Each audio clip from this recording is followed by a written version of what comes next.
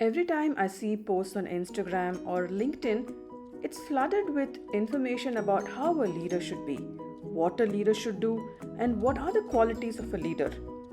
Such posts are informative and motivating as well. But my question to all these people are leadership qualities needed only in a workplace? Are these people who are holding leadership positions in their offices also leading at home front? Are women who are homemakers not having leadership qualities?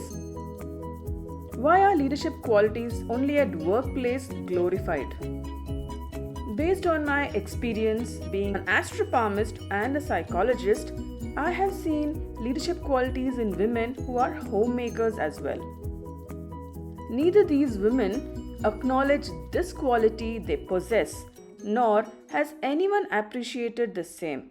You might ask me, what kind of leadership qualities have I noticed in homemakers?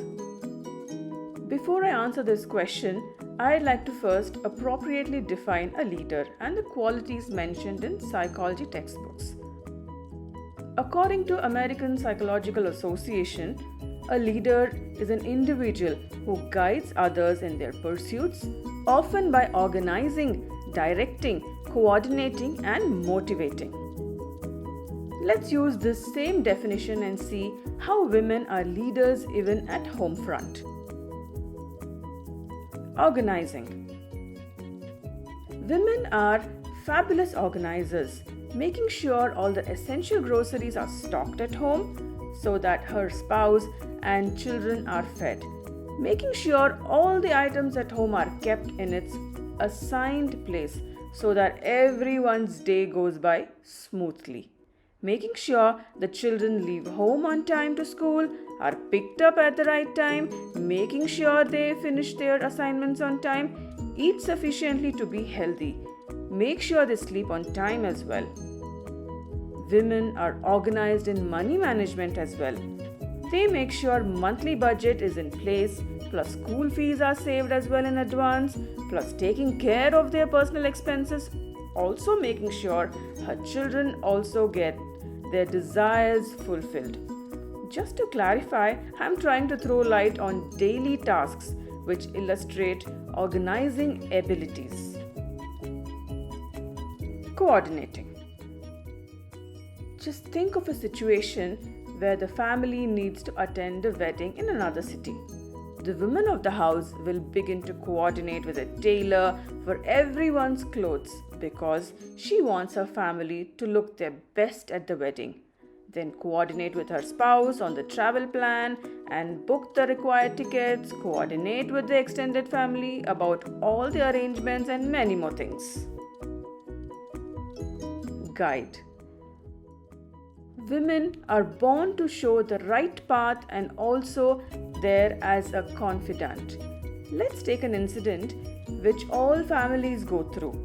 The spouse going through a bad appraisal and at the same time her child is having a difficult time at school.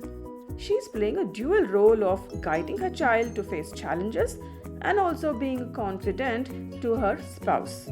She listens carefully to their problems, then discusses the pros and cons of the current option and helps them see things from a different perspective.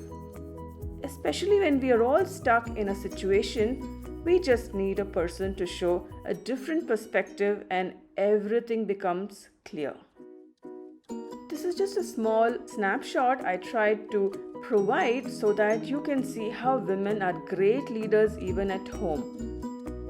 Now let's come to my subject and superimpose the same and identify such behavior and psychological qualities in individuals using astrology and palmistry. Let me explain how. In astrology and palmistry, the grahas that amplify the leadership qualities are Guru and Shani. Why Guru? Guru Graha is known to give knowledge, confidence, clarity, compassion, growth, righteousness, and leadership ability. What does Shani do? Shani teaches resilience, self-control, discipline, determination, proficiency, and sense of duty. Also, we must not forget Mangala Graha, as he is solely responsible to pump in courage so that we can face all challenges.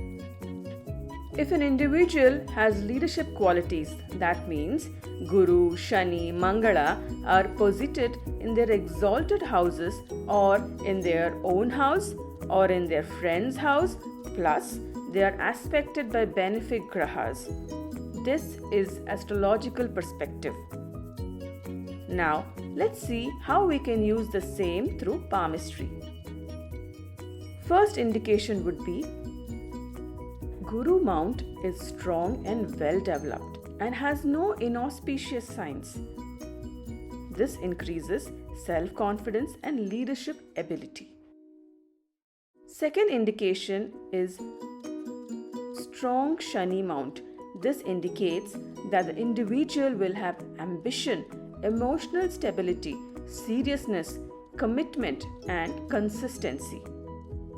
To check courage and willingness to take up challenges, we must examine Upper Mangala Mount and the thumb. Upper Mangala Mount is towards the percussion on the palm. If the percussion is properly developed and looks thick, making the hand look heavy, that means Upper Mangala Mount is well developed.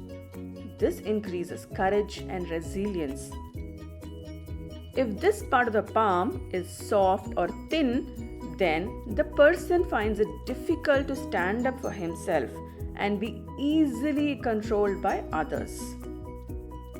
In the sense, no matter one has ambition, determination, leadership qualities but lacks the courage to speak up, then these qualities lose their value. Also, fingerprint analysis plays a crucial role in identifying the leader in you. Having a whorl fingerprint on left and right index finger plus left middle finger indicates ability to be a leader plus having a quality of being honest and having strong ethics. For a leader to be innovative, then he or she also should have whorl on left ring finger as well.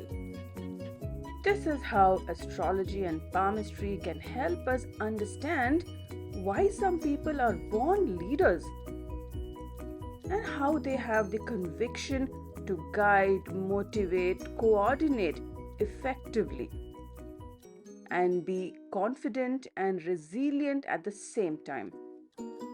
Getting a professional help from an astropalmist who is also a psychologist like me will be beneficial for you.